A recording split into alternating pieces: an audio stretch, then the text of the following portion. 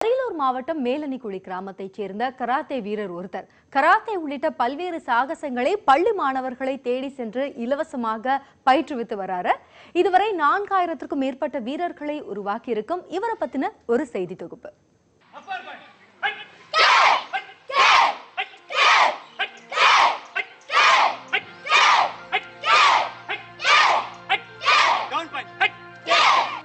இவர்தான் மாஸ்டர் ராஜா என்று அழைக்கப்படும் கராத்தே வீரர் ராஜா.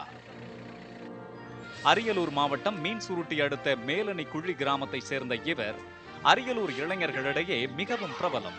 கராத்தே கலையை தனது உயிர் மூச்சாக கருதும் ராஜா இதனை மற்றவர்களுக்கு கொண்டு சேர்ப்பதில் தனி கவனம் செலுத்தி வருகிறார்.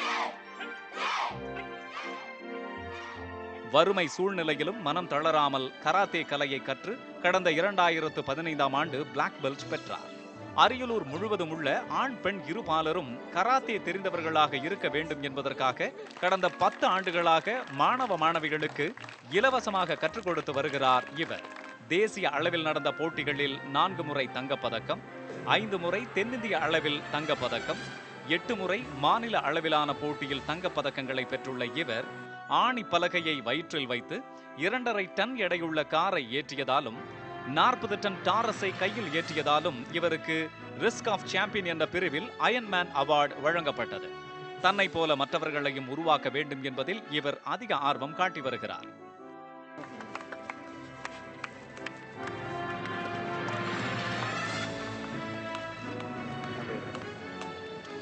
அப்போ நான் 7வது படிக்கும்போது எனக்கு குடும்ப சூழ்நிலை சரியில்லாத காரணத்தினால எனக்கு பணம் கட்ட இயலவில்லை.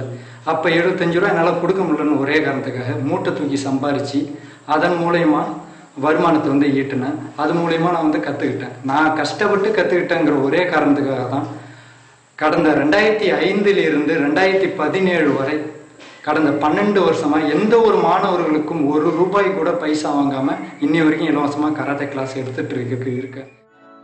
இதுவரை 4000க்கும் மேற்பட்ட மாணவ மாணவிகளை உருவாக்கி 863க்கும் மேற்பட்ட மாணவர்களை தமிழக அளவில் கராத்தேவில் வின்னராகவும் 200க்கும் மேற்பட்டவர்களை தென்னிந்திய அளவிலும் 31 பேரை இந்திய அளவிலும் உருவாக்கியுள்ளார்.